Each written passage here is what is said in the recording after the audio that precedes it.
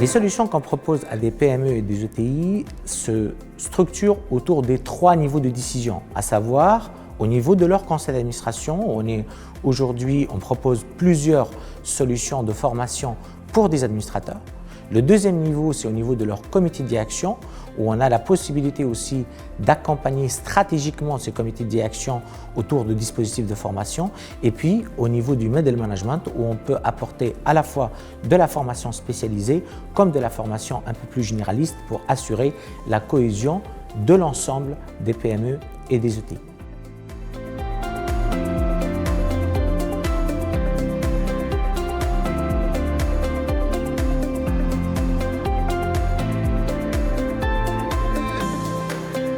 Les retours les plus courants de nos participants dans des formations co-construites avec des PME et des ETI, c'est surtout une expérience personnelle et collective qui permet de valoriser une expérience professionnelle vécue.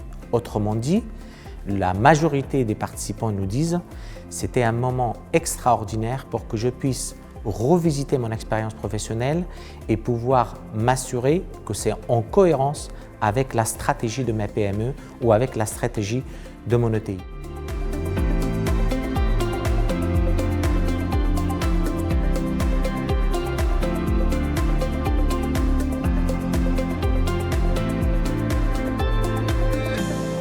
Les éléments de différenciation de notre offre pour des PME et des ETI se structurent autour de 3 axes principaux.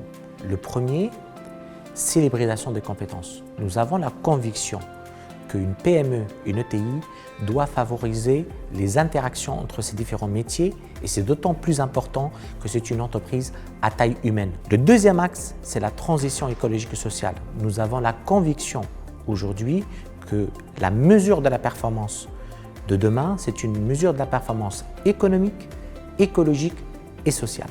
Le dernier élément et qui est aussi important, c'est aujourd'hui les questions de la digitalisation et de l'intelligence artificielle. Nous sommes aujourd'hui dans un défi d'interaction entre l'humain et la technologie et on doit prendre ce sujet-là comme un sujet de valorisation des activités des entreprises, comme un sujet d'accélération du sens des entreprises. Il n'y a pas d'incompatibilité entre la valeur humaine d'une PME et d'une ETI et son ouverture à des technologies avancées autour du digital et de l'intelligence artificielle.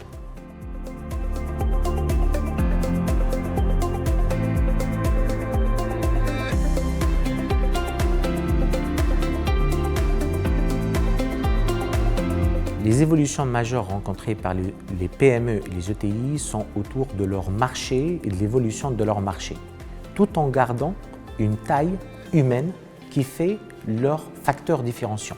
Autrement dit, comment est-ce qu'aujourd'hui des ETI resteront compétitives face à des grandes entreprises?